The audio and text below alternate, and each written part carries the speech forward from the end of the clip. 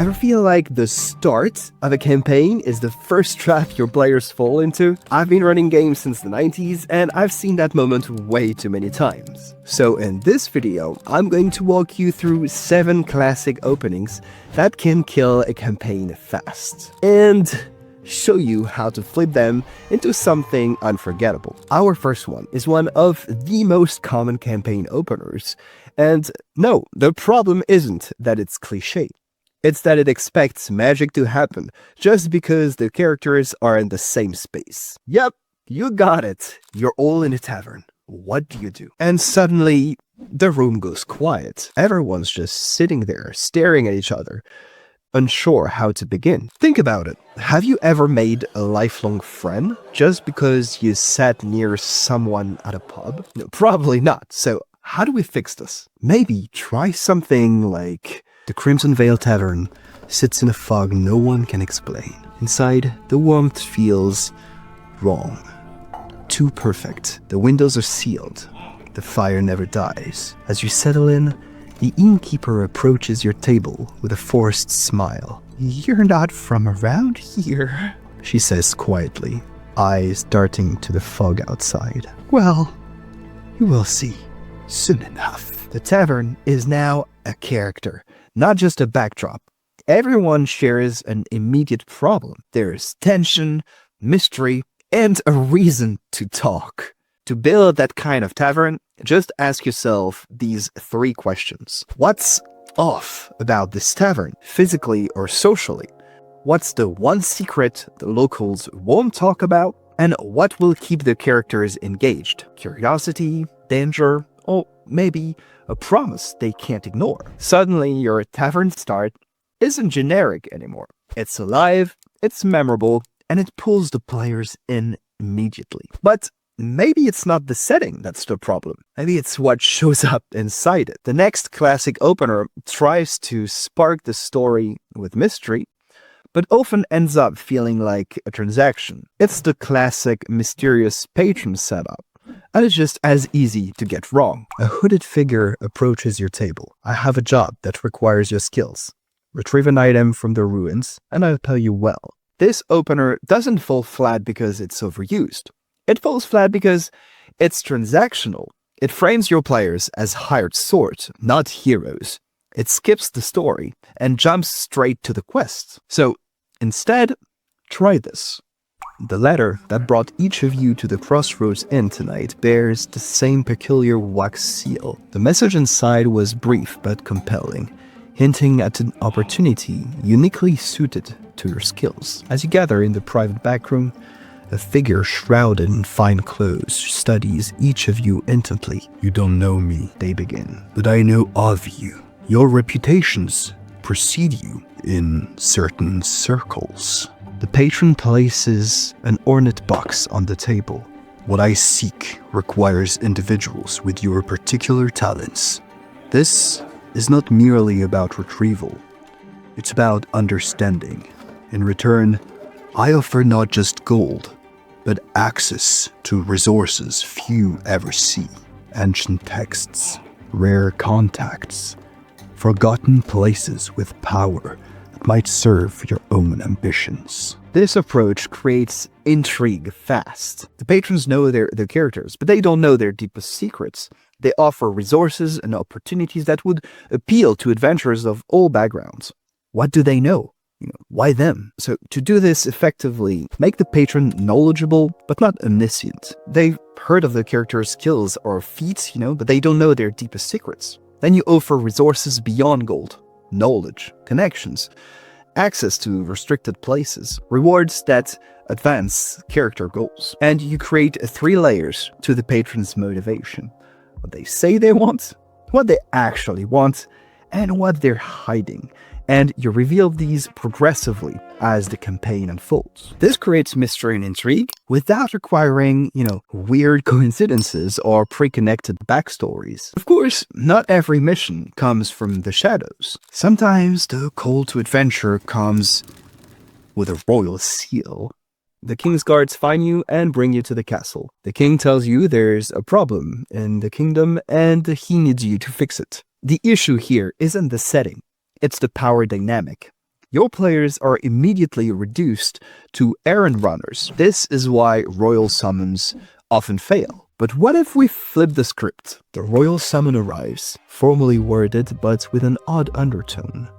It doesn't feel like a command. At the palace, you're not brought before a throne. Instead, a steward leads you through side halls to a quiet chamber away from prying ears. The queen is already waiting. No guards, no advisors, just her. I selected each of you because you have no formal ties to any noble house. What I'm about to share cannot leave this room. She speaks of unrest, whispers of conspiracy within her own court, and confesses her power isn't as absolute as the public believes. I can't order you to help, she says, but I can offer resources few others would dare provide. Now we've created intrigue. The royals need the players, not the other way around. There's conspiracy and danger from the outset. Your players aren't just receiving orders, they're being invited into a web of court politics. So to make any royal summons more impactful, shift the power dynamic. Instead of treating your players like nameless errand runners, make the summoner aware of who they are and why they were chosen. Let the invitation feel personal. Let the meeting feel risky. Let the stakes feel political. Whether it's a humble advisor sharing secrets in a quiet corner or a monarch inviting rebellion behind closed doors, this kind of intimacy instantly elevates the scene from a mission briefing to a turning point. By the way, if you're afraid even these improved openers might fail considering how your players always go off script, I have put together a free guide for you that I call the Plot Engineering Blueprint. It helps you anticipate these moments and build bulletproof stories. Just click the link in the description. Okay, back to the video. But maybe you want something more grounded, less court intrigue and more dust on your boots. The next one's a classic too. The caravan job. Problem is, it often reduces players to hired muscle with no real stake in the outcome. They're just employees doing a job, not very heroic. But it changes when we add a few elements. The caravan master gestures for silence as you gather around the campfire. She unrolls a weathered map, its corners weighted down with a stone, and speaks quietly. Our official route is known to all, she says, but the real path, the one that matters, was chosen for a reason. She flips the map, revealing hidden notation burned into the back. Each of you has a role to play, and the cargo we carry, well, let's just say it is dangerous in ways that go beyond bandits and bad weather. Now, each character has been specifically chosen for their unique abilities. The caravan has secrets. The journey has hidden dimensions. Suddenly, this isn't just a security gig, it's an expedition wrapped in mystery. To create a compelling caravan opening, create intrigue about the cargo, develop a mysterious payload with potential implications beyond its monetary value. Perhaps something magical, politically sensitive, or historically significant that will be revealed gradually. Design a route with secrets. Map out a journey that includes little-known paths, forbidden shortcuts, or dangerous passages that require, specific knowledge to navigate safely. Highlight character-specific abilities. For each stage of the journey, create at least one challenge that showcases a different character's unique skills. Maybe a local superstition only a scholarly character would recognize and know how to navigate. Or a shortcut that requires knowing an obscure language or cultural custom. Maybe a merchant rival who shares history with one character, creating tension and opportunity. This approach transforms "you're hired to guard a caravan" into "you've been specifically chosen for a secret mission disguised as a routine caravan journey," making it feel like the beginning of an epic story, rather than just, a job. But sometimes you don't even get time to meet the NPCs. As you enter town, goblins attack. Roll initiative. There's nothing inherently wrong with starting with action, but combat without context can feel like mechanical dice rolling. it can sometimes lack emotional weight, especially if it's at the very start of the campaign. So I suggest we fix it by building quick emotional stakes before the attack. Quick ones. The marketplace looks much like you'd expect. Children playing, merchants hawking wares, the smell of harvest pies in the air. An old farmer offers you a sample of his award-winning cider. Been making this for 30 years. He beams with pride. My grandchildren help me with the pressing now.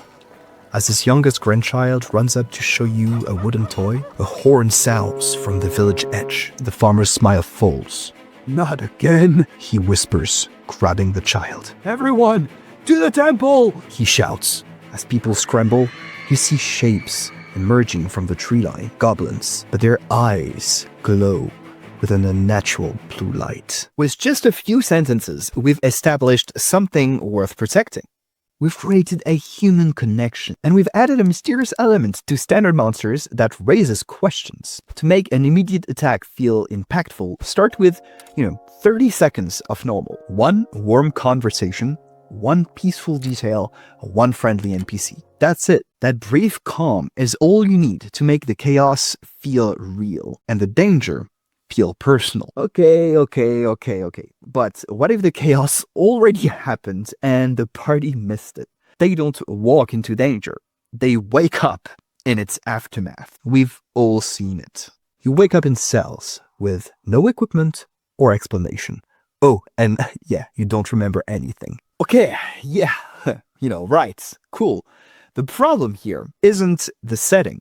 It's that it strips away player agency and often invalidates the character choices they made during creation. They spent time selecting equipment and crafting a backstory, and suddenly none of that matters. But we can transform this by adding intrigue. The cell doors slam shut, one after another. Your gear is gone. You don't know where you are or why you were taken. The guards say a little, but the warden is different.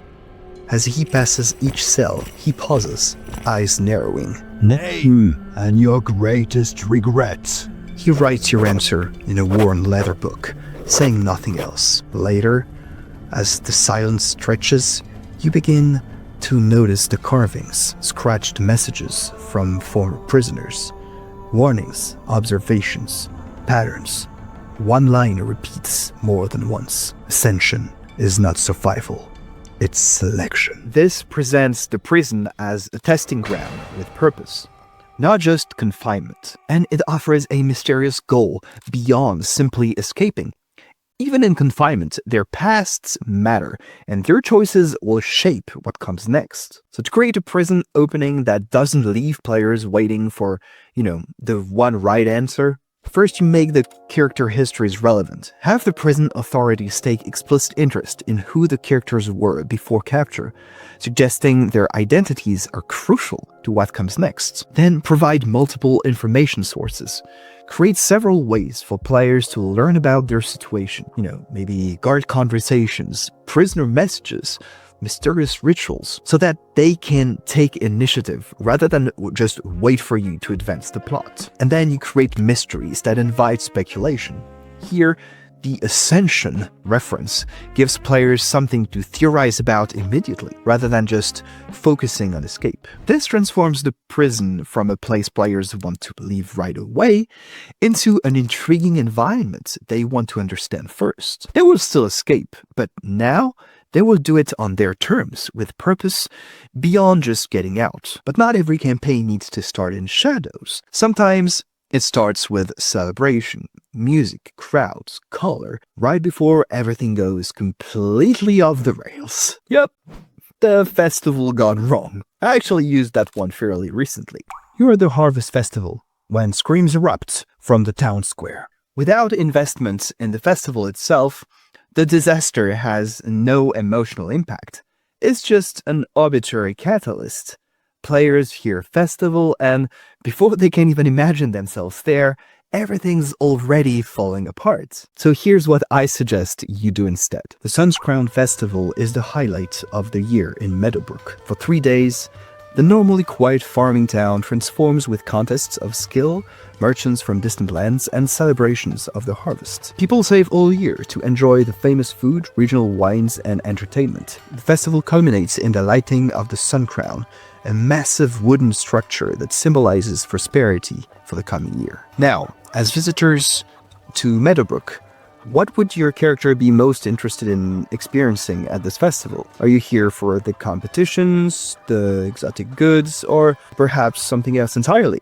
Then you let players briefly tell you what they're doing there. You describe shortly how the festival goes, maybe, play a short interaction with one of the players and an NPC they noticed. And then, now it's the final evening. The town square is packed as everyone gathers for the ceremonial lighting. The high priestess approaches with a torch, but suddenly stops. She studies the crowd with confusion, then alarm. "Wait!" she shouts, throwing the torch aside. "This isn't..." But a spark catches. As flames engulf the structure, the wood seems to twist unnaturally, forming a strange sigil. People begin to scream and run, while others stand transfixed, their eyes reflecting the unnatural fire. We first establish what makes this festival special. Then we invite players to connect with it on their terms, and only then introduce the disaster, disrupting something they now understand and hopefully care about. To create an effective festival opening, describe the festival first. Give players enough context about what makes this celebration special and what activities are available. Then you invite personal connections. Ask each player how their character is engaging with the festival based on the information you've just provided. And then you create the dramatic shift. Only after establishing these connections, you introduce the unexpected disaster. This approach doesn't necessarily require session 0 preparation, although you can do that if you want. It builds the necessary context right at the table, allowing players to make choices that instantly connect them to the setting before you disrupt it. But I've already prepared my campaign with one of these openings. Alright, look, as I've tried to show here, these tropes aren't inherently bad. They just need personalization. You don't need to change your entire plan, just enhance its execution. For example, keep your tavern opening, but add that mysterious magical mist outside that prevents anyone from leaving until certain conditions are met. Oh yeah, that's what the fog was doing. Sorry, I forgot to say that. But my players expect these classics. Meeting expectations while adding unexpected twists can create a cool balance of comfort and surprise. The difference between cliché and classic is in the execution, in the personal touches that make familiar frameworks feel fresh. These approaches work with any rule set or setting, because they focus on the universal elements of good storytelling: investment, agency, and mystery. But now you might be wondering, once I've created this amazing opening, how do I encourage good roleplay without making my players feel awkward or put on the spot? The most common mistake I see at tables isn't bad campaign design. It's roleplay that feels forced, awkward, or completely absent. So click on this video next, where I'll show you simple ways to improve role-playing for both players and DMs without requiring any acting skills whatsoever.